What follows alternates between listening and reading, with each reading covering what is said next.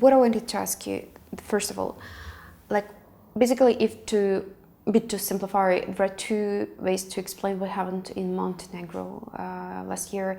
On one hand, we hear that it could be a real plot, anti-governmental plot, organized by Democratic Front, and on the other hand, we hear that it might be in the interest of Milo Djukanovic to have all this story in order to battle the opponents. Yeah. Which explanation is more trustworthy? How do you see this picture, the whole picture? Well, I have to say that really nothing is very clear about this at all, and that people in Montenegro and in Serbia are really kind of, and very informed people are really divided completely in two about this. There is one side that think that the whole thing was a plot mounted by Milo Djukanovic to gather more votes at the middle of the election, because this happened right on election day. So the idea was, they say that this was a sort of theatre mounted by him, that people had been paid to do this. And many of the people may not even have known what they were involved with, that it was just at the top that people were paid, and that this was a plot to, as I say, get people out to vote, because essentially the election on the 16th of October was really about NATO, because Montenegro is on the point of joining NATO, but the government decided not to have a referendum on this question, so the election turned into that question, and Milo Djukanovic wanted obviously to sort of to win, and one half of the people that I know, that people who talk about these things, think that this whole thing was a complete fake. On the other hand, there are people who think there was something genuine here, and they point to the fact that, okay, the people in Montenegro, some 20 people who had come from Serbia, were arrested, but perhaps more significantally, 2 Russians were arrested in Serbia, and then some days later, Nikolai Patrushev, a former senior intelligence operative, or a former senior intelligence agent from Russia, who still occupies an important post in the administration, came to Belgrade, and allegedly, we don't really know for sure, but allegedly those 2 people were taken away with him, and these are the 2 people now, in the last few days, that the Montenegrins say, well, they always said that these 2 Russians were involved, but they never said that they were doing this on behalf of the state. But now, on the 17th of February, the state prosecutor says they were working for the state, and obviously he wants them arrested, and there are Interpol warrants for their arrest. It's quite possible, of course, that the story is kind of somewhere between the two, that there was kind of some Russian involvement. That's possible. It seems a bit of a strange plot, because a lot of the people were like quite amateurish. They weren't very serious people, but it's quite possible that the Montenegrin authorities knew that something was happening, and it was just convenient to sort of arrest them and to make a show on the day of the election. So we don't really know for sure, but that's what we know. Mm-hmm. And if we go aside from this story, but generally, who are the main agents for Kremlin's influence in Montenegro? Who are these people? Montenegro itself is really quite a divided and historically quite a divided society, well, certainly in the last sort of 10, 20 years. So what you have amongst people who are Orthodox, mm-hmm. So that I'm leaving out the minorities, Muslim minority, I'm leaving out Albanians. The vast majority of people are Orthodox. But then those people are divided between people who identify themselves as ethnic Montenegrins and those people who identify themselves as ethnic Serbs. So what happens is that Montenegrins always kind of perceive the sort of threat from Serbia and think, for example, we must join NATO because who knows, in the future we could be like Ukraine and Serbia might be a friend, but who knows, in the future it might attack us like Russia attacked Ukraine, and therefore we must join NATO. Serbs, on the other hand, tend to be those who were against the independence of Montenegro, and therefore also against NATO. So there is this kind of division. So Serbs will kind of automatically, because of these historical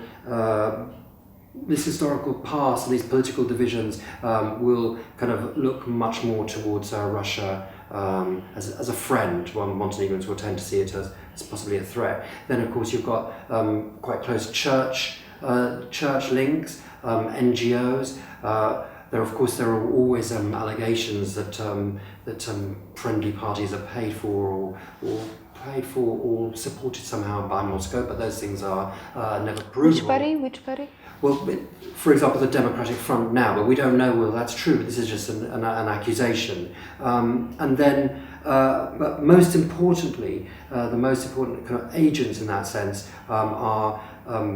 There's news agencies like Sputnik, which are kind of widely picked up in Serbia and in Montenegro, and then you have a whole series of strange websites which glorify in Serbian / Montenegrin, which kind of glorify Putin, glorify the Russian military, glorify Soviet heritage, glorify orthodoxy, and in some ways also promote divisions within the Balkans. So they're always addressing Albanians with derogatory names. Putin is always punching the Croats. The West is always trembling before Putin and Russia. So it's really these kind of websites and news agencies which are the biggest source of influence. I have to say also that there are traditionally between Montenegro and Russia quite sort of old links which go back 200 years.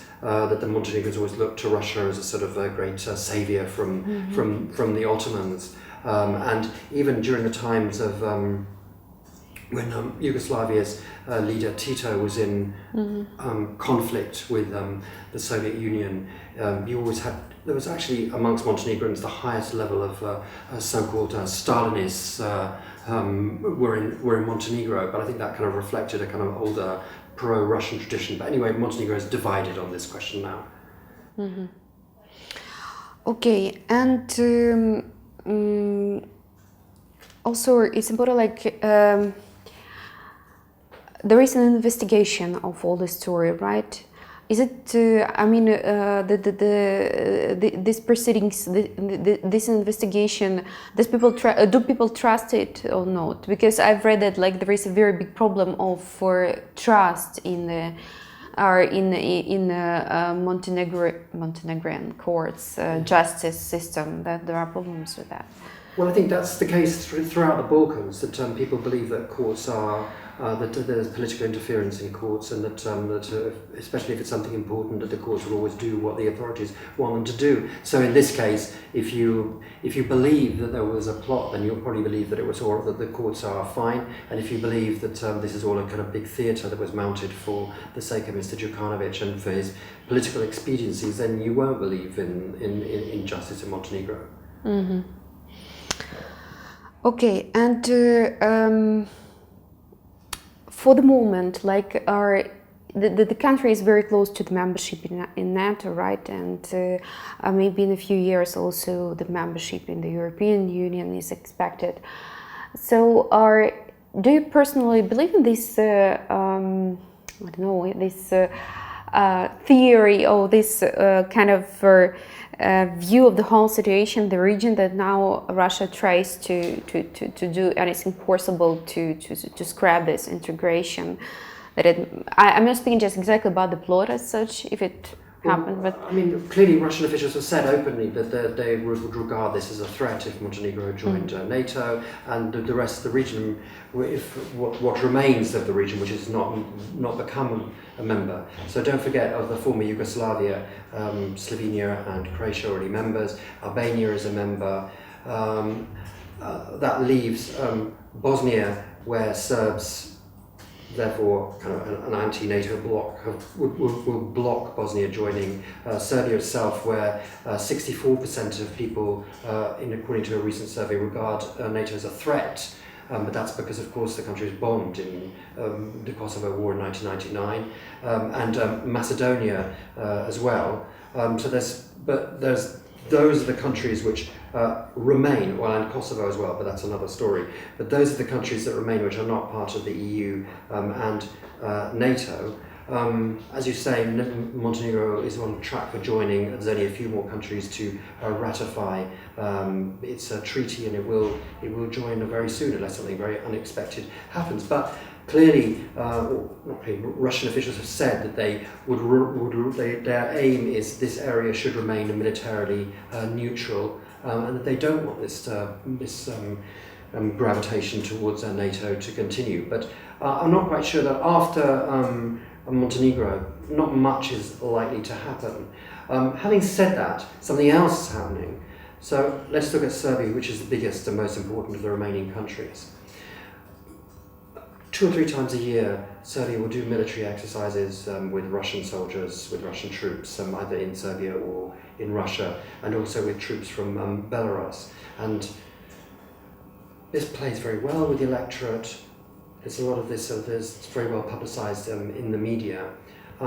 What most people don't know, and is not very well publicised in the media, is that Serbia does infinitely more exercises every year with NATO and with the US and with Western countries. Serbia's got a very high level of cooperation with NATO. There's a lot of cooperation. They do a lot together, and no one's pushing Serbia to join NATO. But sometimes you might think, well, it's not very important anyway, since they do a lot with NATO anyway. So, there's his surname you mentioned, right? So he testified that he fought in Donbass on the side of Russian pro-Russian separatists. So, what is known about his role in this plot?